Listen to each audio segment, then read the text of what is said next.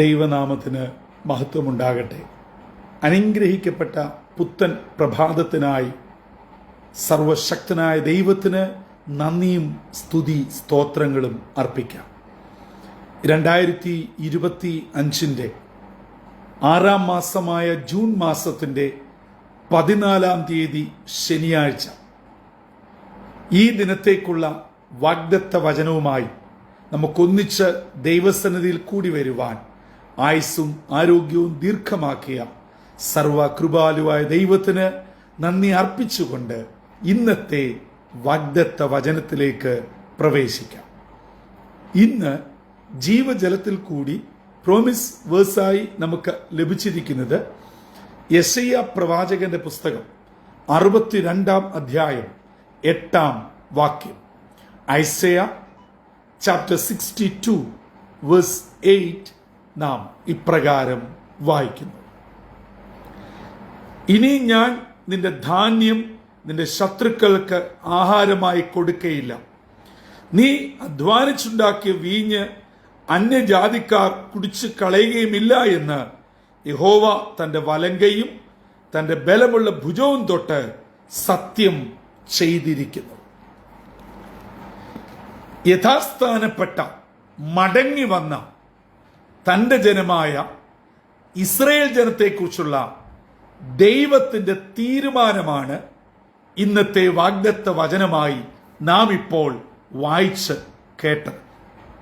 അതെ, അസ്വസ്ഥമായി ചിതറപ്പെട്ട് അന്യപ്പെട്ട് എത്ര അധ്വാനിച്ചിട്ടും എത്ര കഷ്ടപ്പെട്ടിട്ടും ഒന്നും നേടുവാൻ കഴിയാതെ അന്യജാതികളാൽ പരാജയ ഭീതിയിൽ തകർന്നടിഞ്ഞുപോയ ഇസ്രായേൽ ജനത്തോട് സ്വർഗത്തിലെ ദൈവം പറയുകയാണ്: ഇനിയും നിങ്ങൾ നിങ്ങളുടെ അധ്വാന ഫലം ഭക്ഷിക്കും. നിങ്ങൾ പാടുപെട്ട് ഉണ്ടാക്കുന്ന വീഞ്ഞ് അന്യരല്ല, നിങ്ങൾ തന്നെ കുടിക്കും. ഇത് ഒരു ലോക മനുഷ്യനോ ഏതെങ്കിലും രാജാവോ ഒന്നുമല്ല അവരോട് പറഞ്ഞത്. സ്വർഗത്തിലെ ദൈവം തന്റെ ബലമുള്ള ഭുജം തൊട്ട് സത്യം ചെയ്ത് പറയുകയാണ്.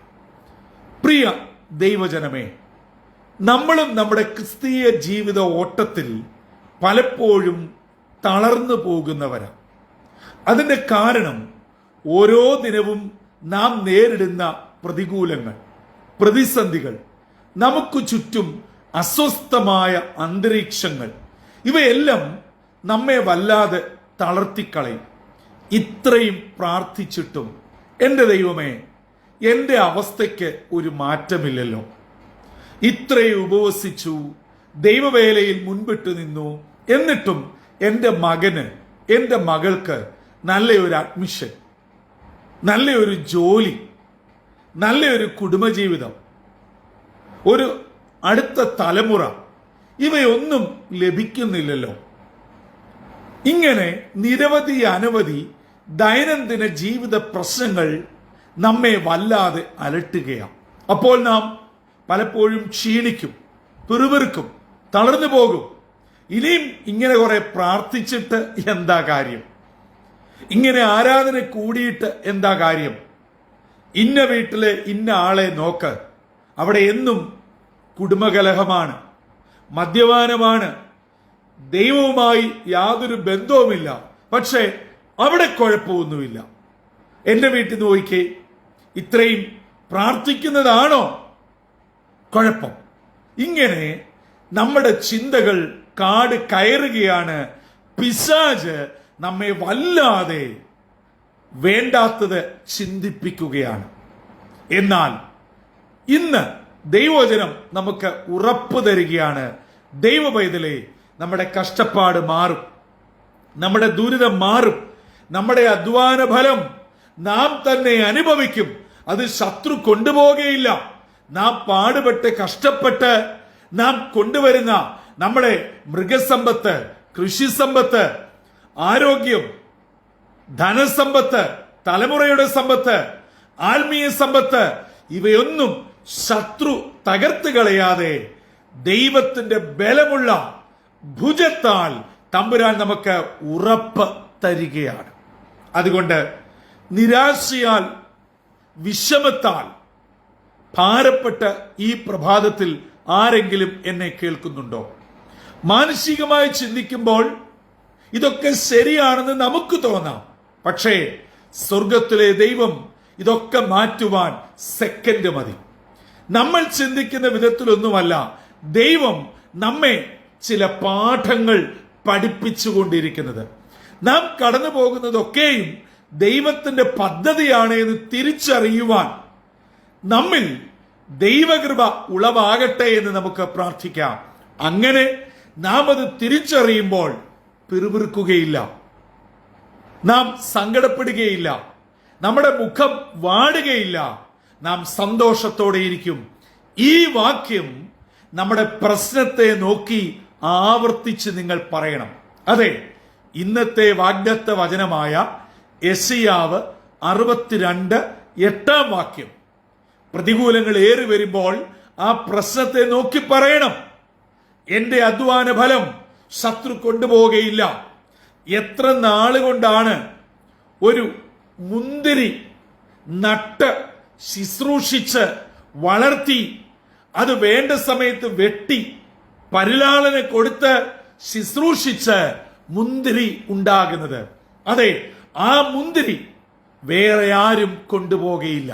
അതെ, നമ്മുടെ അനുഗ്രഹം നമ്മിലേക്ക് തന്നെ മടക്കി തരുന്ന ഈ സ്വർഗത്തിലെ ദൈവം ജീവജലം ശ്രമിച്ചുകൊണ്ടിരിക്കുന്ന ഓരോ വ്യക്തികളെയും അനുഗ്രഹിക്കട്ടെ.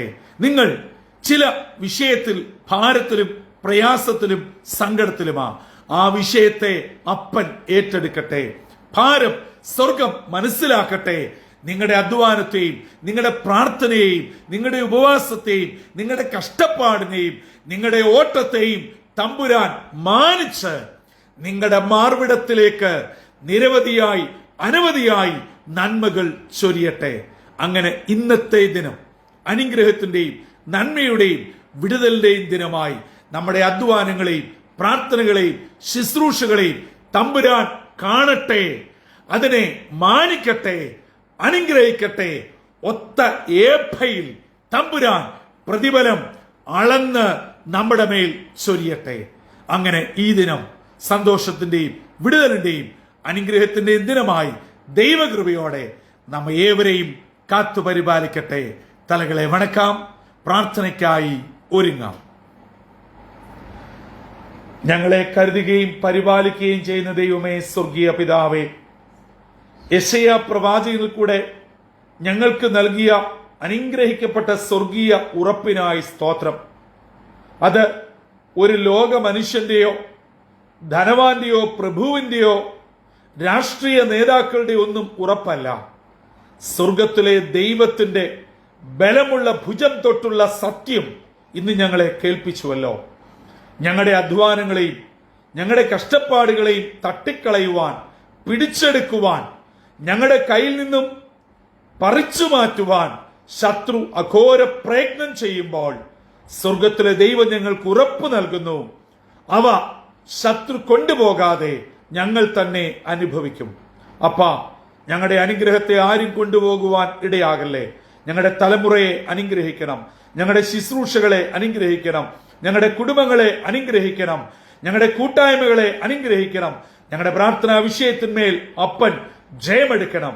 അങ്ങനെ ഇന്നത്തെ ദിനം അനുഗ്രഹത്തിന്റെയും നന്മയുടെയും സന്തോഷത്തിന്റെയും ദിനമായി ഞങ്ങൾ ആയിരിക്കുന്നിടങ്ങളിൽ ദൈവകൃപയോടെ കാത്തു പരിപാലിക്കണമെന്ന് യേശു ക്രിസ്തു മൂലം അപേക്ഷിക്കുന്നു. കൃപയോടെ കേൾക്കുമാറാകണമേ. ആമീൻ, ആമീൻ, ആമീൻ. പ്രിയ സഹോദരി സഹോദരങ്ങളെ, ജീവിതത്തിൽ വെല്ലുവിളികളും പ്രശ്നങ്ങളും സർവ്വസാധാരണമാണ്. അത് പ്രാർത്ഥിക്കുന്ന ഒരു വിശ്വാസിക്ക് അല്പം കൂടുതലുമാണ്. പക്ഷേ എത്രത്തോളം പ്രതികൂലം കൂടുതലാണോ അത്രത്തോളം തമ്പുരാന്റെ കൃപയും സാന്നിധ്യവും നമ്മോടൊപ്പമുണ്ട്. അത് തിരിച്ചറിയുവാൻ നമ്മുടെ ആത്മീയ കണ്ണുകൾ ഇന്ന് തുറക്കട്ടെ. അതെ, നമ്മുടെ അധ്വാനത്തെയും നമ്മുടെ കഷ്ടപ്പാടിനെയും നമ്മുടെ പ്രാർത്ഥനയും നിശ്ചയമായും തമ്പുരാൻ മാനിക്കും. അതിന്റെ നന്മകൾ നമ്മിലേക്ക് തന്നെ ദൈവം തരും. അതെ, ആരും കൊണ്ടുപോകുകയില്ല. അങ്ങനെ അനുഗ്രഹങ്ങൾ പ്രാപിച്ച് സ്തോത്രത്തോടെ നന്ദിയോടെ ജീവിപ്പാൻ സ്വർഗത്തിലെ ദൈവം ഇന്ന് പകലും നമ്മെ ഏവരെയും ഇടയാക്കട്ടെ. അതിന് പ്രാർത്ഥനയോടെ നമ്മെ തന്നെ താഴ്ത്തി ഏൽപ്പിക്കാം. കർത്താവിന്റെ അനുഗ്രഹിക്കപ്പെട്ട മുന്തിരിത്തോട്ടത്തിൽ നിന്നും ബ്രദർ സന്തോഷ് കൂടുകുളഞ്ഞി. God blesses all.